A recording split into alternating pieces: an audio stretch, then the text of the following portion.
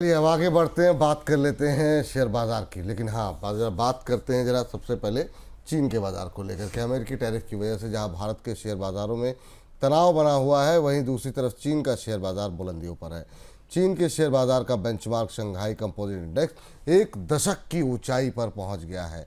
बाजार का कुल मार्केट कैप $12 ट्रिलियन को पार कर गया है और महीने भर में ही मार्केट कैप में लगभग $1 ट्रिलियन की बढ़ोतरी हुई है।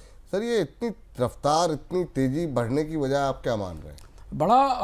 बड़ा अनोखा सी तस्वीर है। चीन जो अमेरिका से सीधे व्यापार युद्ध में उलझा रहा, जहां सबसे ज़्यादा चुनौती है, डिफ्लेशन की परिस्थिति बन रही है, इकोनॉमिक कॉन्ट्रैक्शन और स्लोडाउन दिखाई दे रहा है, उस बाजार में रिकॉर्ड तेजी दिखाई दे रही है। और भारतीय बाजार की परिस्थिति उससे बिल्कुल उल्टी है। हम आपको बताते हुए रहे बोनस पॉइंट में कि निवेशक चीन के बाजार की तरफ थोड़ा बढ़ भी रहे हैं और निवेश भी करें। चीन में 3-4 बड़े कारण हैं जिस वजह से शेयर बाजारों में इतनी रिकॉर्ड तेजी आई।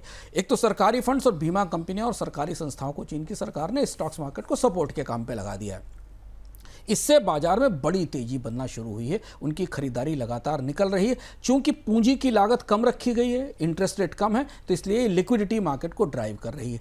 Take, artificial intelligence, semiconductor, green energy और कंज्यूमर सेक्टर्स में सरकारी निवेशक, ये सरकारी निवेश कंपनियां बड़ा निवेश कर रही हैं। विदेशी निवेश कम है, लेकिन चीन के परिवारों की थोड़ी बचत अब बाजार में आना शुरू हो रही है। आंकड़ा देखिए, मार्जिन फाइनेंस 2015 के सबसे ऊंचे स्तर पर है। इसलिए ये आपको बाजार के टर्नओवर में इतनी बड़ी बढ़ोतरी दिख रही है।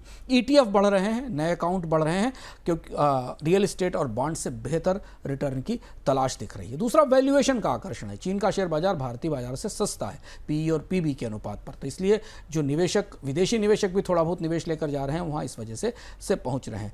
अमेरिका के साथ रिश्ते आसान हुए हैं, संधि की संभावना बढ़ रही है। डोनाल्ड ट्रंप लगातार चीन को सपोर्ट कर रहे हैं, चीन के साथ अच्छे रिश्ते बनाने की कोशिश कर रहे हैं।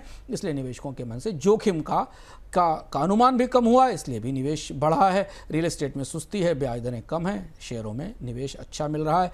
क्रिप्टो की तरफ बढ़ने की तैयारी है, चीन की स्टेबल कॉइन की तैयारी हो रही है, इसलिए फिनटेक शेयर भी बढ़ रहे हैं। खास बात है कि 2015 जैसी तूफानी तेजी नहीं है। रिटेल निवेश सीमित है,